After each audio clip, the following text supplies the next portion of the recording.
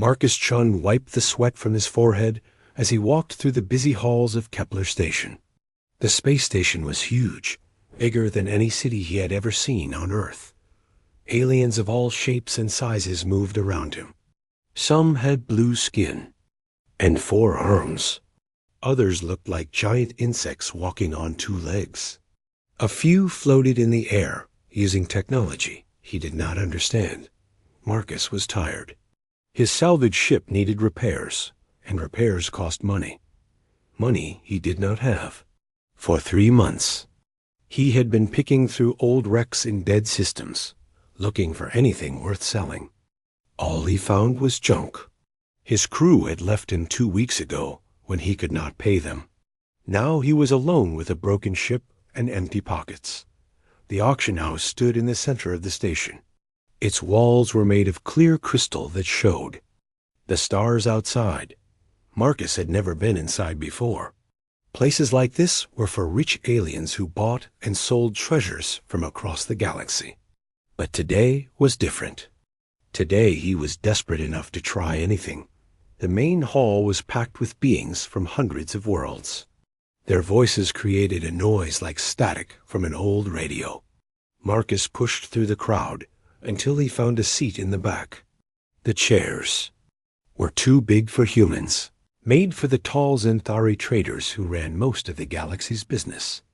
On the stage at the front, a Zenthari auctioneer stood behind a podium. His purple skin glowed under the bright lights. Next to him sat the item everyone had come to see. Marcus had heard about it in the bars and shops around the station. The Vanguard armor of Kethmoran. Even from far away, he could see it was something special. The armor sat on a display stand like a statue of a warrior. But it was not stone or metal like statues on Earth. This armor seemed to shift and move even while sitting still. Its surface was dark gray with lines of silver running through it like veins. The shape was almost human, but taller and broader in the shoulders. Where a face should be, there was only smooth metal with no openings for eyes or mouth. Marcus listened as the auctioneer told the story he had already heard a dozen times in the station's bars. The armor was made by the architects, an ancient race that had vanished long before humans had left Earth. The architects were said to be so advanced that they had moved beyond physical bodies and become pure energy. Before they left, they had created many wonders. The armor was supposed to be their greatest work. According to legend, the armor would only work for someone it chose. That someone would become the greatest warrior in the galaxy, able to fight entire fleets alone. But in 3,000 years, no one had been chosen. Every species had tried. The strongest Krillian warriors had touched it and felt nothing. The smartest Zenthari scientists had studied it for decades without success. Even the mysterious Void Walkers, who could phase through solid matter, could not make it respond. Most beings now thought the stories were lies. Maybe the armor was just a fancy statue. Maybe the architects had never existed at all. But that did not stop the wealthy from wanting it. Rich collectors loved to own things that others could not have. The bidding started at 50,000 credits. Marcus felt sick. That was more money than his ship was worth. He watched as the price climbed higher and higher. A Zenthari merchant bid 100,000. A Krillian warlord raised it to 150,000. The numbers kept growing until Marcus stopped listening. He was about to leave when something strange happened. The bidding slowed down. At 400,000 credits, only 2 aliens were still competing. A fat Zenthari with golden jewelry covering his arms, and a thin Vexari female whose scales changed color as she spoke. The Zenthari bid 450,000. The Vexari thought for a long moment, then shook her head and stopped bidding. 450,000 credits. Called the auctioneer. Going once, going twice. Marcus did not know why he did it. Maybe it was desperation. Maybe it was the way the armor seemed to catch the light. Or maybe he was just tired of being poor and powerless in a galaxy full of rich aliens who looked down on humans. 500,000, he called out. The hall went silent. Every head turned to look at him. The Xanthari merchant's mouth fell open, showing his pointed teeth. The auctioneer blinked his 4 eyes in surprise. Did someone say 500,000? The auctioneer asked. Marcus stood up. His legs felt weak, but his voice was steady. Yes, 500,000 credits. A wave of laughter rolled through the crowd. Someone near the front said something in a language Marcus did not know, but the tone was clear. They thought he was crazy. A poor human trying to buy a treasure worth more than most planets. The Xanthari merchant looked angry. He started to raise his hand to bid higher, then stopped. He looked at Marcus again, studying his worn clothes and tired face. Finally, the merchant laughed and shook his head. He was not going to waste more money competing with a human who clearly could not pay. 500,000 credits, the auctioneer said. Going once, going twice. Sold to the human in the back. Marcus sat down hard. What had he done? He did not have 500,000 credits. He barely had 500 credits. But the auction house would want payment within 1 hour, or they would have him arrested. Kepler Station did not treat debtors kindly.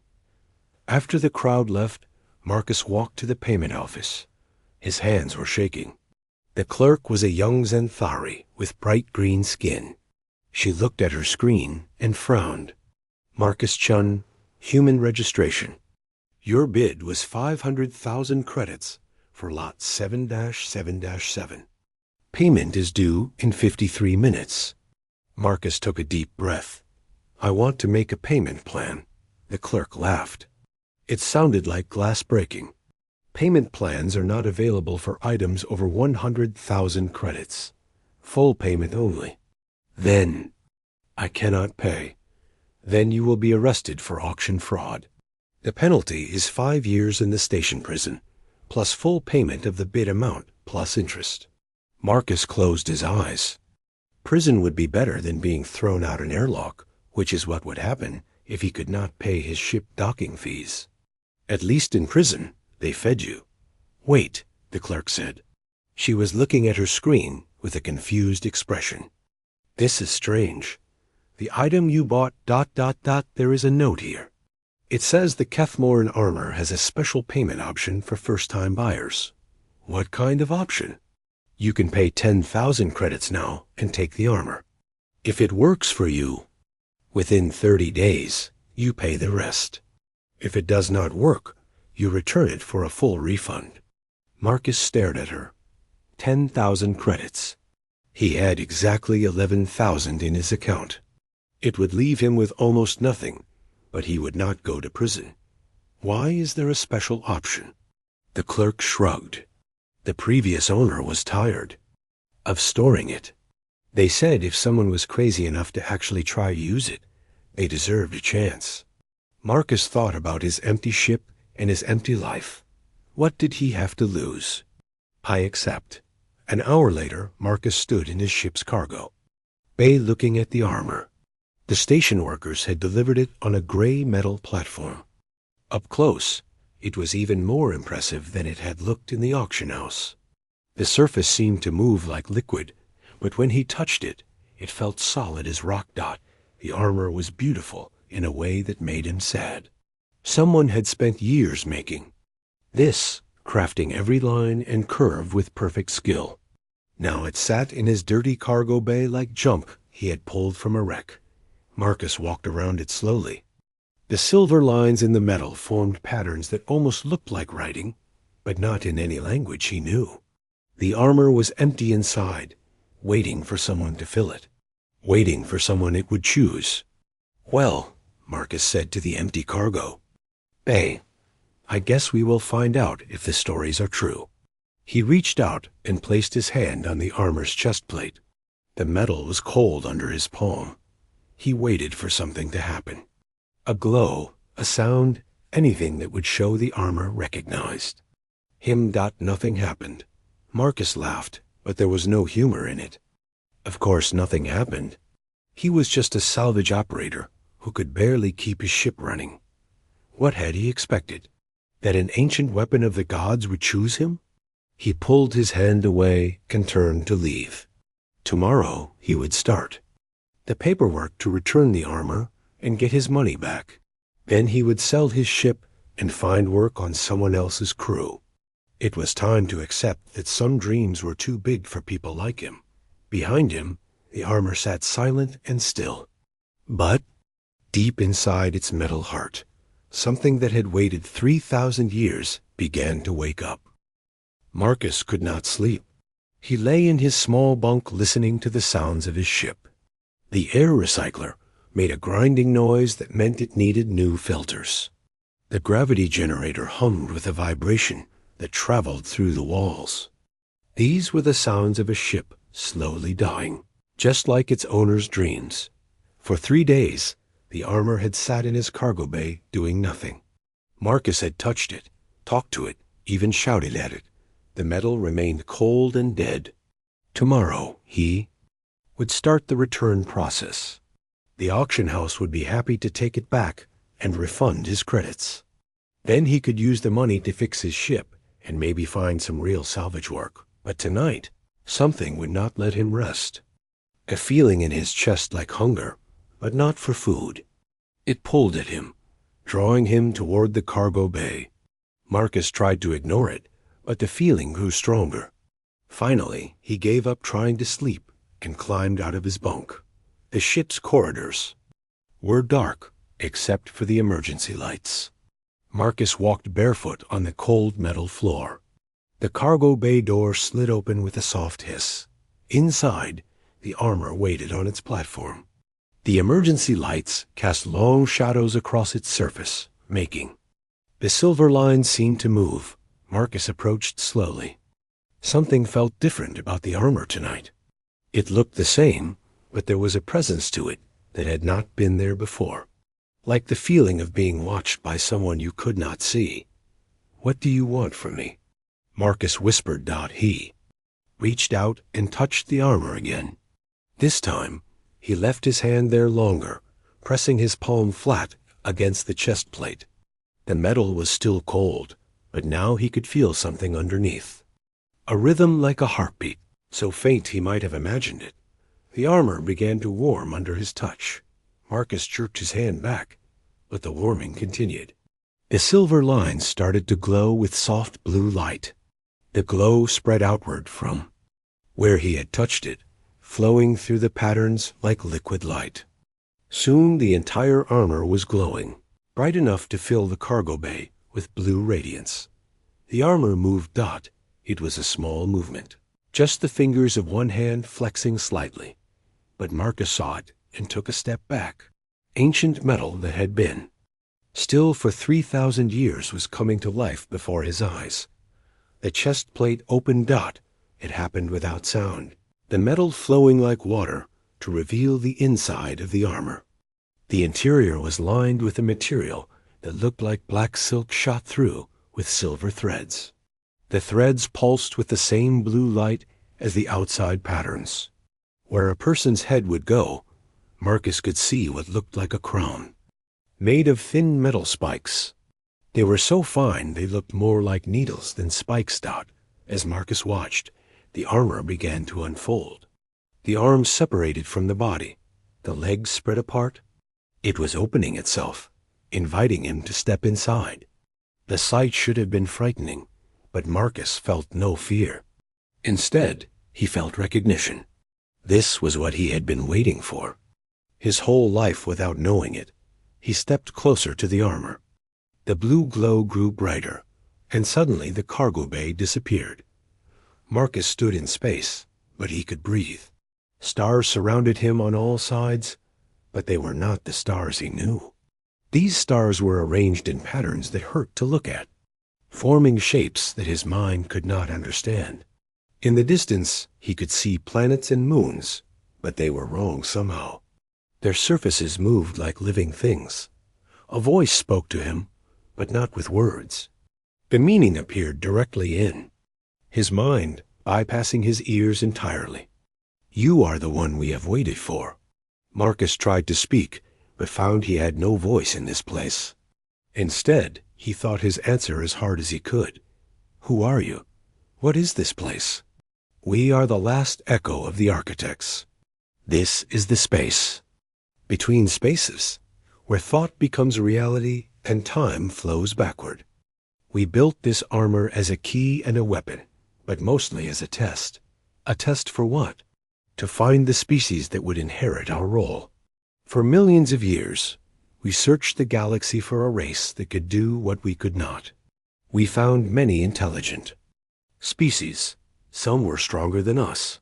Some were smarter. Some lived longer. But none had the one quality we needed most. Images flooded Marcus's mind. He saw the architects as they had been before they transcended physical form. They looked almost human, but taller and more graceful. Their skin was pale blue, and their eyes held ancient sadness. He saw their great cities that floated in space, without need for planets. He saw their ships that could cross the galaxy in the time it took light to travel between stars. But he also saw their weakness. The architects were logical, calculating, precise. They made decisions based on careful analysis of all possible outcomes. They never acted without being certain of success. This made them great builders and scientists, but it also made them unable to sacrifice themselves for others. What is coming? Marcus asked, because he could feel something terrible in the visions. The Devourers. They come from the space between galaxies, where reality is thin and chaos rules. They consume not just matter and energy, but the very laws that make existence possible. We held them back for as long as we could, but the cost was too great. In the end, we had to become part of the barrier itself to keep them from breaking through. More images came. Marcus saw things that made his stomach turn. The Devourers were not creatures in any sense he understood. They were more like holes. In reality itself, places where the universe simply stopped making sense. Where they passed, planets did not just die, they ceased to have ever existed. The barrier is failing, the voice continued. In perhaps a century, maybe less, they will break through.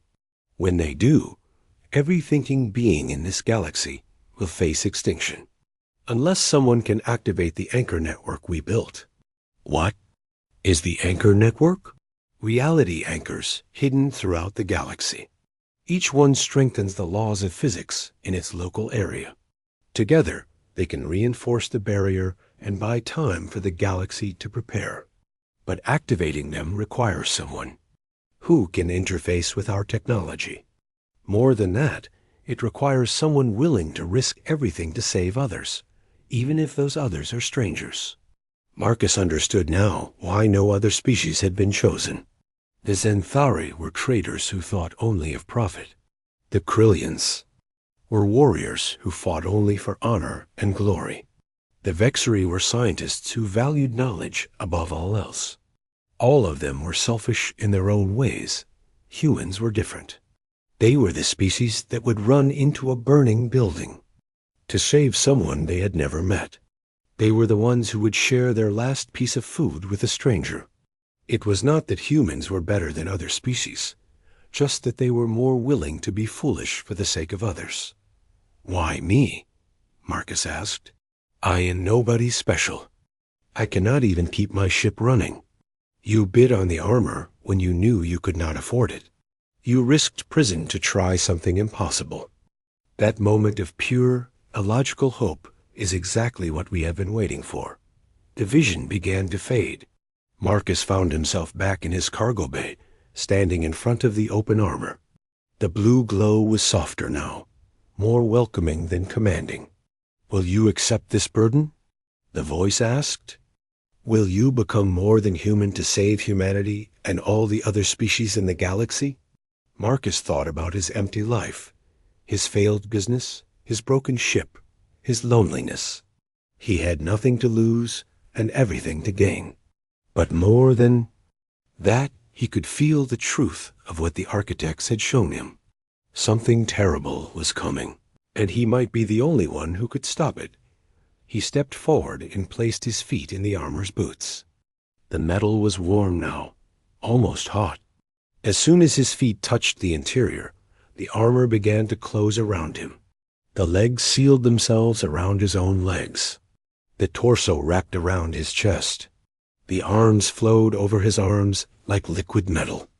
Becoming solid dot when the helmet descended over his head, Marcus expected to feel trapped. Instead, he felt free. A crown of metal spikes touched his skull, and suddenly he could see and hear things he had never imagined.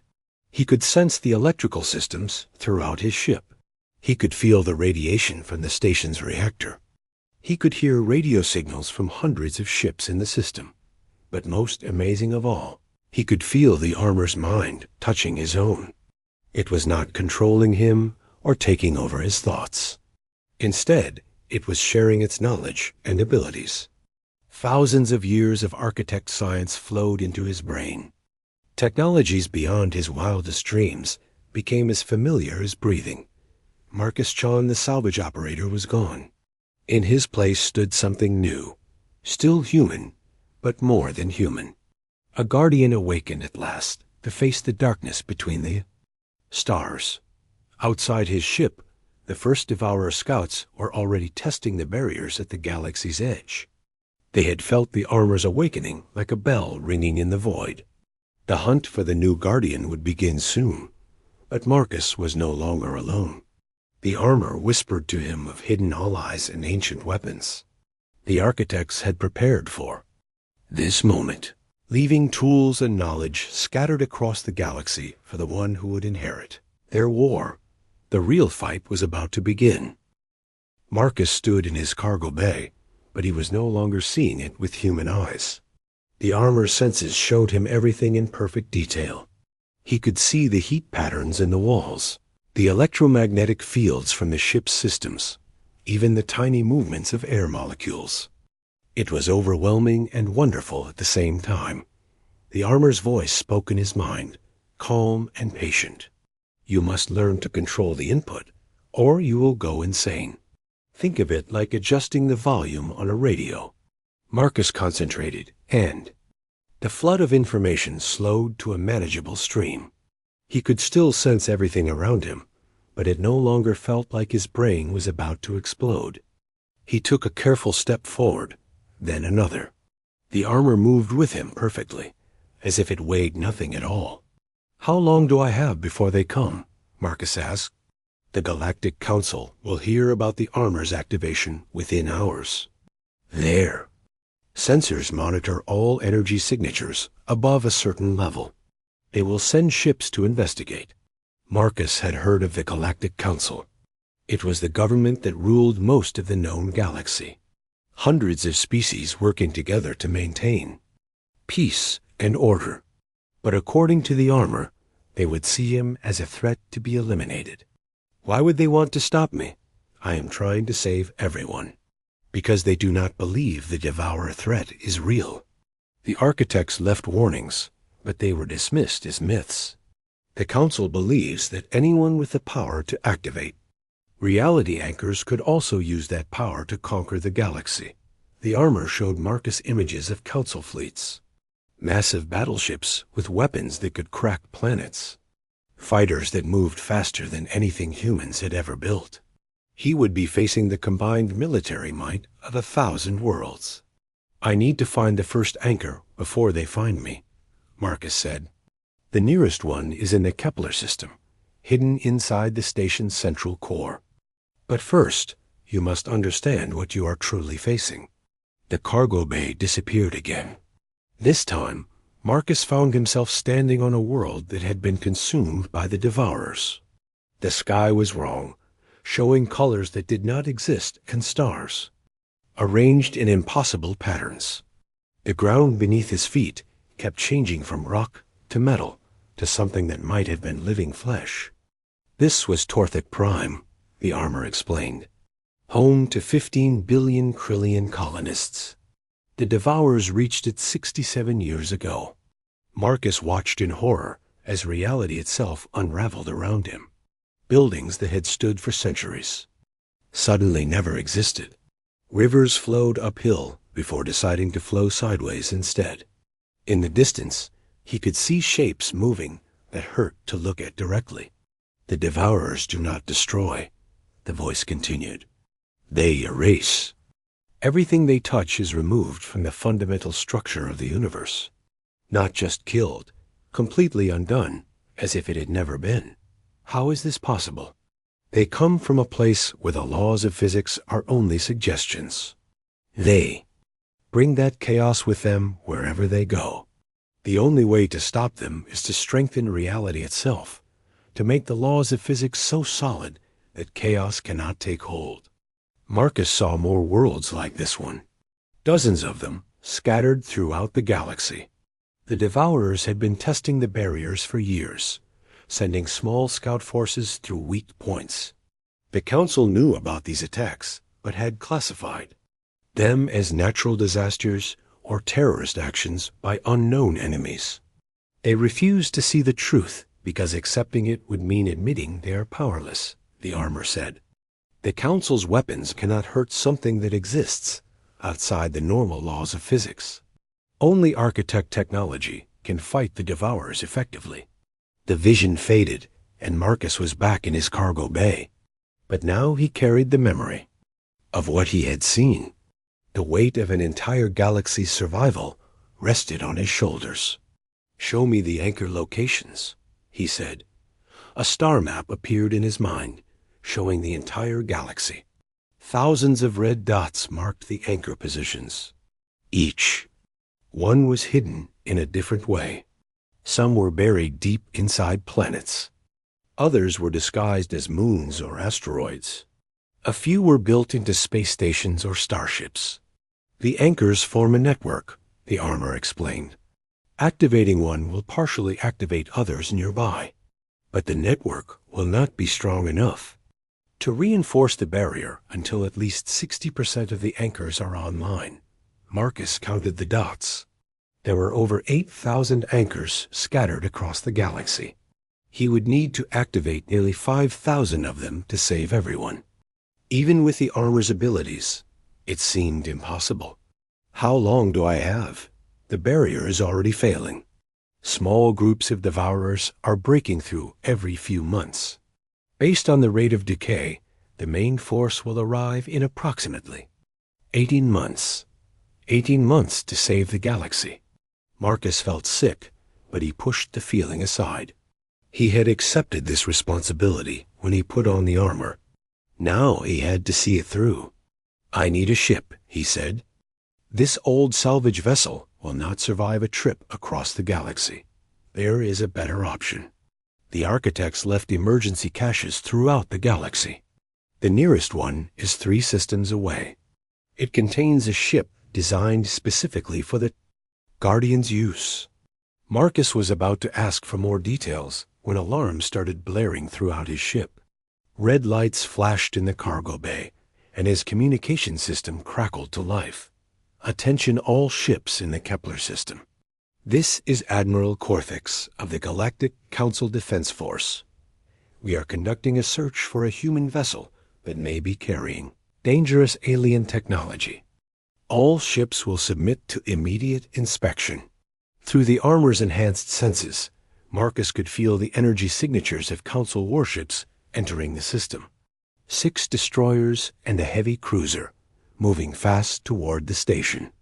They would be here within the hour. "They are faster than expected," the armor said. Someone must have been monitoring the auction house's energy readings. Marcus ran to his ship's bridge. The old control panels looked primitive compared to the information flowing through his mind from the armor. He could see system readouts, navigation data, and communication logs all at once. His ship's computer was like a child's toy compared to the architect technology now integrated with his nervous system. "Computer, begin launch preparations," he said. "Launch preparations require settlement of outstanding docking fees," the computer replied. "Current balance due, 7,400 credits." Marcus had forgotten about the docking fees. In normal circumstances, trying to launch without paying would result in the station's defense grid disabling his ship. But these were not normal circumstances. Override docking fee requirements. Authorization. Guardian Protocol Alpha. The words came from the armor's memory, not his own. To his surprise, the computer immediately responded. Guardian Protocol acknowledged.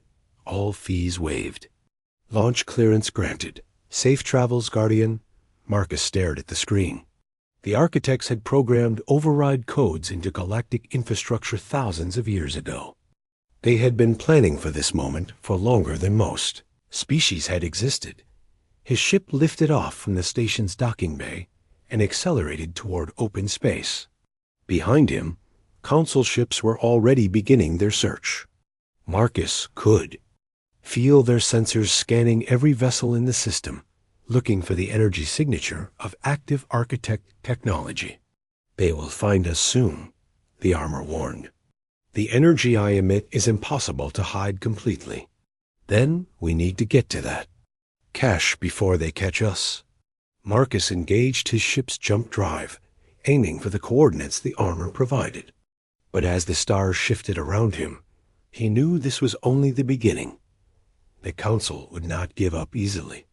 They would hunt him across the galaxy, convinced that he was a threat to galactic peace, if only they knew the real threat was coming. From beyond the galaxy's edge, if only they would listen instead of shooting first. But Marcus was beginning to understand that saving the galaxy would require more than just activating anchors. He would have to convince the Council to trust him, or find a way to complete his mission despite their interference. The armor whispered of hidden allies among the Council's own ranks, scientists and philosophers who had studied the old architect. Warnings. Military officers who had encountered Devourer scouts and knew the truth. They were few in number and afraid to speak openly, but they existed. Marcus would need to find them. The task ahead was too large for one person, even one wearing the most powerful armor ever created. He would need help from every species in the galaxy, working together against the darkness between the stars. The first step was reaching the cache and getting a ship capable of outrunning the Council fleet. After that, he would begin the long work of building an alliance to save everyone, whether they wanted to be saved or not. In the depths of space between galaxies, something vast and hungry felt the anchor network stirring to life. The Devourers had been waiting patiently for the barriers to weaken enough for a full invasion. Now they sensed that someone was working to strengthen those barriers. The hunt for the Guardian had begun on both sides. The race to save or destroy the galaxy was about to reach a speed that would test the limits of physics itself. The architect cache was hidden inside a dead moon orbiting a dying star. From the outside, it looked like any other piece of space rock, but the armor sensors showed Marcus the truth. The entire moon was hollow, filled with technology that had been waiting for thousands of years. Marcus piloted his old salvage ship through a crack in the moon's surface that was barely wide enough for his vessel. Inside, he found a vast cavern lit by soft blue lights. Ships of impossible design floated in zero gravity, their hulls made from the same living metal as his armor. Weapons, tools, and supplies were arranged on platforms that extended into the darkness. But what caught his attention most was the ship waiting in the center of the cavern. It was sleek and deadly, shaped like a blade made of starlight. Unlike his battered salvage vessel, this ship looked like it could outrun comets and punch holes through moons. The Star Hunter, the armor said, as Marcus docked his old ship. Built specifically for the Guardian's mission. It contains the most advanced technology the architects ever created. Marcus walked through the docking tube and stepped aboard the new ship. The corridors were designed for someone his size, as if the architects had known exactly what their chosen Guardian would look like. The walls pulsed with the same blue light as his armor, and he could feel the ship's systems coming online as He explored. The bridge was a work of art. Instead of separate control panels, the entire room was one giant interface. When Marcus sat in the captain's chair, his armor connected directly to the ship's computer. Suddenly, he could feel the Star Hunter, as if it were part of his own body. He knew the status of every system, the location of every weapon, the capacity of every drive. The ship is fast enough to outrun anything the Council has, the armor explained. But speed alone will not be enough.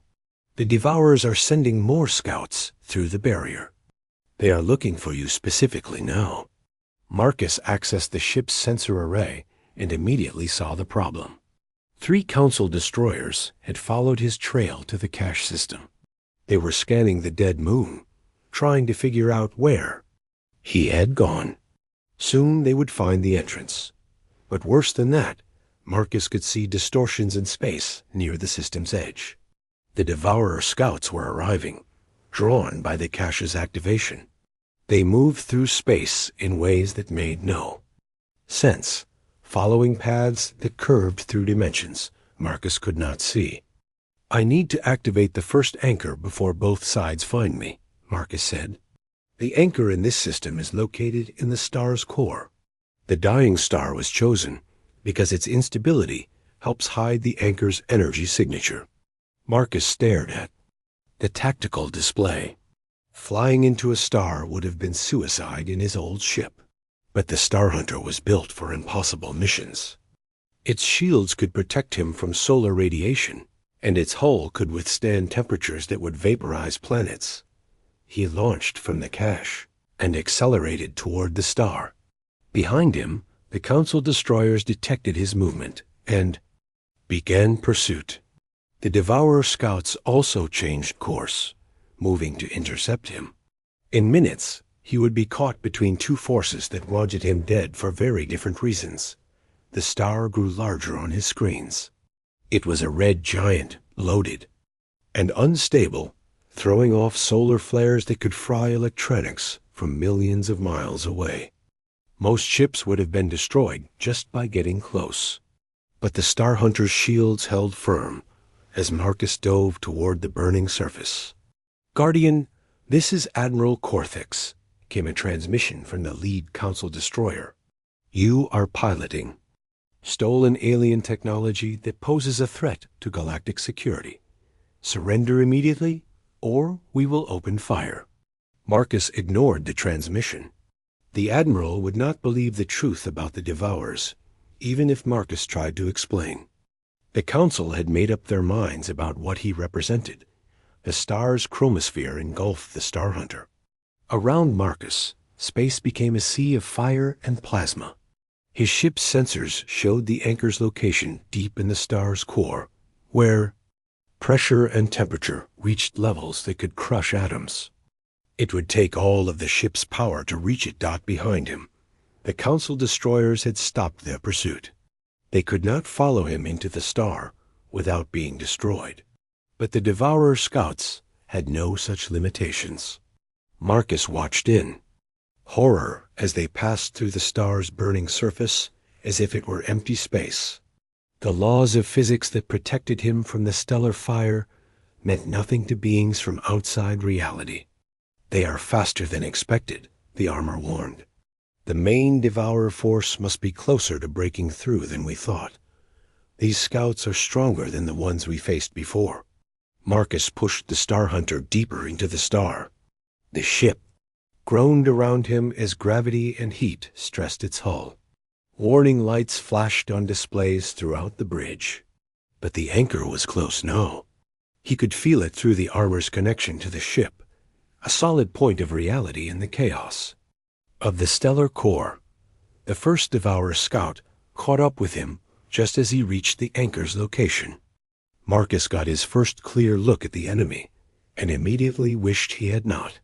The scout was a hole in space, shaped roughly like a ship. Where its hull should have been, there was nothing but twisted geometry that hurt to perceive. It moved. By convincing the universe that it was already where it wanted to be, the scout fired at him, but its weapon was not energy or matter.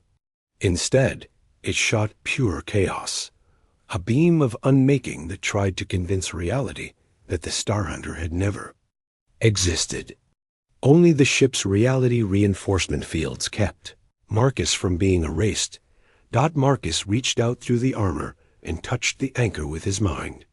The device had been waiting in the star's core for 3,000 years, disguised as a natural formation of crystallized plasma. As soon as his consciousness made contact, the anchor came online. Power flowed through the network. Marcus felt other anchors throughout the local star cluster responding, strengthening the fabric of space-time in a sphere light years across. The Devourer scout shrieked, a sound that came through dimensions rather than air, as reality became more solid around it. The scout tried to retreat, but it was too late. The reinforced laws of physics would not let it exist in this space anymore. It flickered and faded, banished back to whatever realm had spawned it. But Marcus's celebration was short-lived. Through the armor's enhanced senses, he could feel more. Scouts approaching. Dozens of them, converging on the system from all directions. Activating the first anchor had sent a signal across the galaxy, alerting both sides to his exact location. He pushed the Star Hunter back toward the star's surface, racing to escape before the stellar pressure crushed his ship. The Council destroyers were waiting for him when he emerged from the chromosphere. They opened fire immediately, filling space with energy beams and missile salvos. The Star Hunter's shields held, but Marcus could see more Council ships arriving through jump gates. A full battle group this time, including heavy cruisers and a dreadnought. The Council was taking no chances. Guardian, Admiral Cortex transmitted again. Stand down immediately. We know you have activated some kind of weapon inside the star.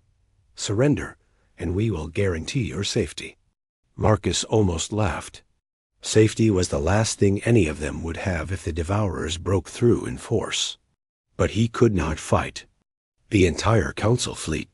Even with the Star Hunter's advanced weapons, he was outnumbered 100 to 1. Instead, he did something unexpected. He opened a communication channel to all the Council ships at once. Admiral, my name is Marcus Chun. I am trying to save the galaxy from an invasion force that is already breaking through our outer defenses. The technology I am using was left by the architects specifically for this purpose. I know you think I am lying, but I can prove it. He transmitted the data he had gathered about the Devourer scout attacks. Energy signatures from the destroyed worlds, sensor logs from the reality distortions. Everything the armor had shown him about the threat from beyond the galaxy. For a moment, the Council ships stopped firing. Marcus could imagine the crews examining the data, trying to decide if it was real or an elaborate fake. Even if this data is accurate, Admiral Cortex finally replied, "It does not give you the right to activate ancient weapons without Council approval. Return to Kepler Station for debriefing, and we will investigate your claims through proper channels." Marcus knew what that meant. Months or years of bureaucratic investigation, while the Devourers continued to break through. By the time the Council admitted the threat was real, it would be too late to stop the invasion. I am sorry, Admiral. I cannot wait for committees to decide the fate of the galaxy. Marcus engaged the Star Hunter's jump drive, aiming for the coordinates of the next anchor. But as space folded around him, he knew the chase was just beginning. The Council would follow him wherever he went. The Devourers would send more scouts to stop him. And somewhere in the darkness between galaxies, the main invasion force was preparing to break through the weakening barriers. Marcus had activated one anchor out of thousands. He had barely begun the task that would determine whether life in the galaxy survived the next 2 years. The hunt was on, and the galaxy had become a battleground where the stakes were nothing less than the continued existence of reality itself. The final battle came 18 months later at the galactic core, where space itself was twisted by the massive black hole that anchored their spiral of stars. Marcus had activated 4,700 anchors across the galaxy, always staying one step ahead of the Council fleets that hunted him. But now there was nowhere left to run. The Master Reality Anchor was hidden in a construct that existed partially outside normal spacetime. It looked like a crystal city floating near the black hole's event horizon, where time moved so slowly that seconds stretched into hours. The architects had built it in the early days of their civilization, when they still had physical bodies and unlimited hope for the future. Marcus piloted the Star Hunter through the twisted space around the black hole. His ship had been modified dozens of times during his long journey, incorporating technology from hidden architect caches throughout the galaxy. It barely resembled the elegant vessel he had found in that first moon. Now it was a weapon of war, scarred by battles with Council forces and Devourer scouts. Behind him came the largest fleet ever assembled in galactic history. 300 Council warships had been chasing him for the past 6 months, led by Admiral Cortex in his flagship dreadnought. The Admiral had become obsessed with capturing Marcus, convinced that the human was responsible for the reality distortions that were appearing throughout the galaxy. But the Council fleet was not alone. Devourer ships moved alongside them, not as allies, but as predators following the same prey. The invasion force from beyond the galaxy had finally broken through the weakening barriers. Hundreds of reality-destroying vessels swarmed through local space, erasing everything they touched. The irony is painful, the armor said in Marcus's mind. Its voice had grown fainter over the months, its connection to him deepening until it was hard to tell where the armor ended and Marcus began. The Council still believes you are the threat, even as their ships are being unmade around them. Marcus watched as a Council destroyer simply ceased to exist, touched by a Devourer weapon that convinced the universe it had never been built. The crew did not die. Death would have been kinder. They were erased so completely that even their atoms forgot how to hold together. Admiral Cortex, this is Marcus Chun, he transmitted to the Council flagship. Your fleet cannot fight these enemies with conventional weapons. Let me activate the Master Anchor, and I can reinforce reality enough to give you a chance. Human, came the Admiral's reply, your alien technology has brought this catastrophe upon us. Surrender immediately, or we will destroy you and your ship. Marcus closed his eyes in frustration. Even with the Devourer fleet erasing Council ships around him, the Admiral refused to see the truth. Pride and fear had made the Council blind to the real enemy. The Star Hunter reached the crystal construct that housed the Master Anchor. Up close, Marcus could see that it was enormous, larger than most moons, with towers that stretched through multiple dimensions. The architecture hurt to look at directly, designed by minds that understood reality in ways that later species could not comprehend.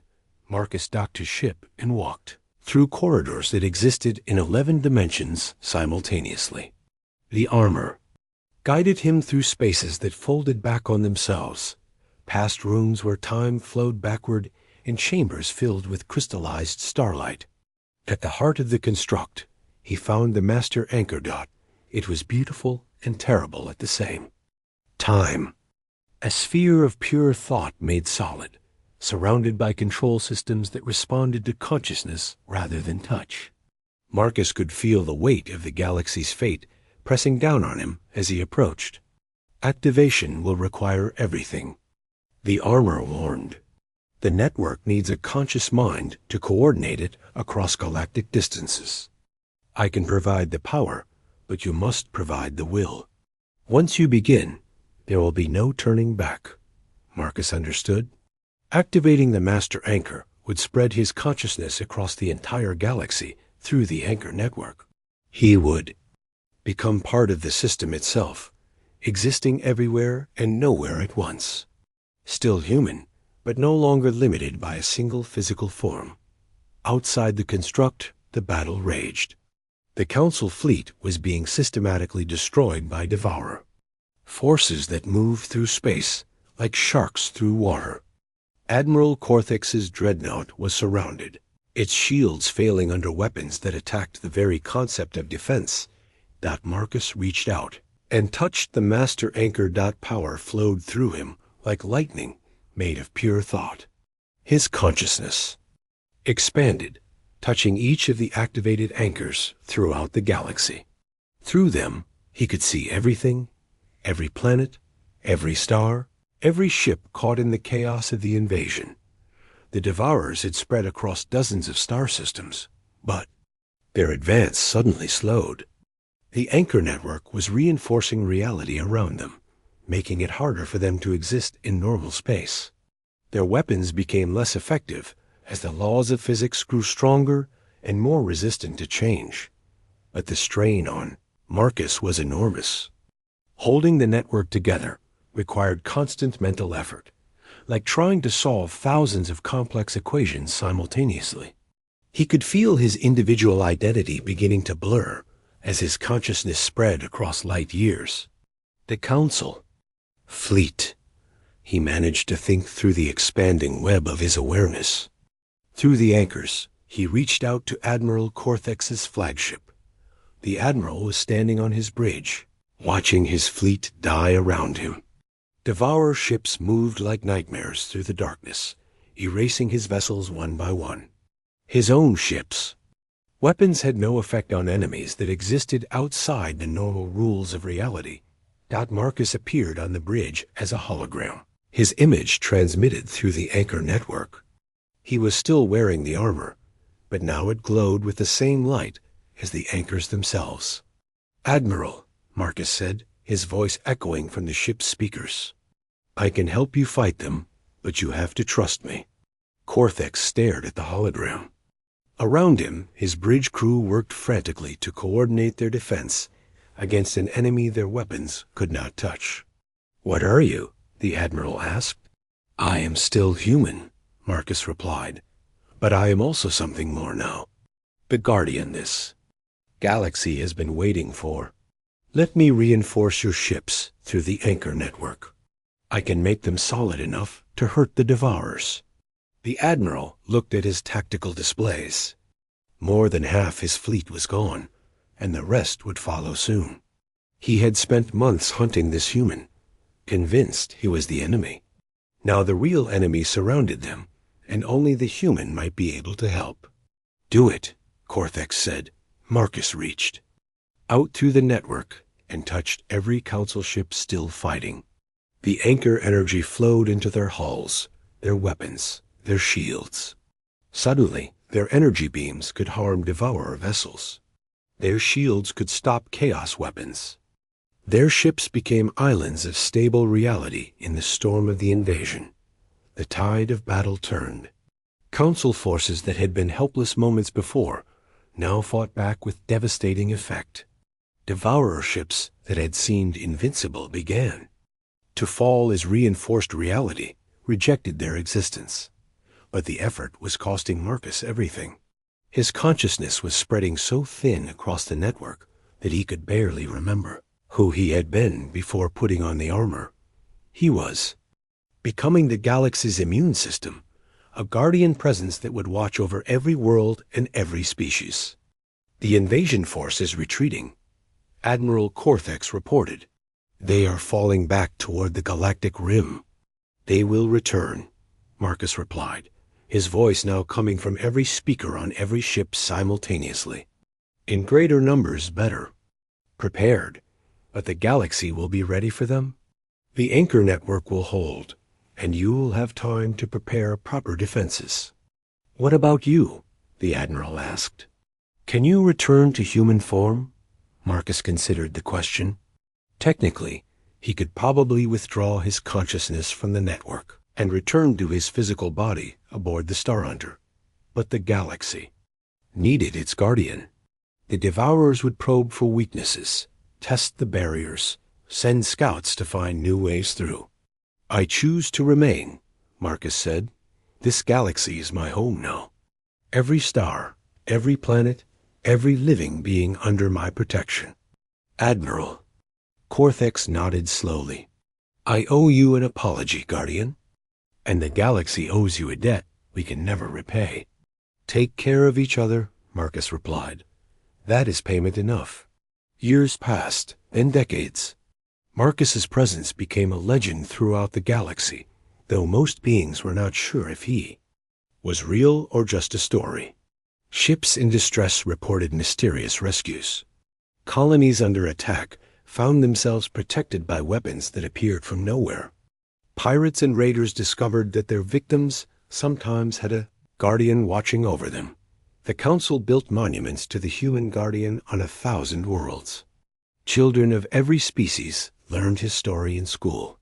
Marcus Chun had become more than human, more than legend.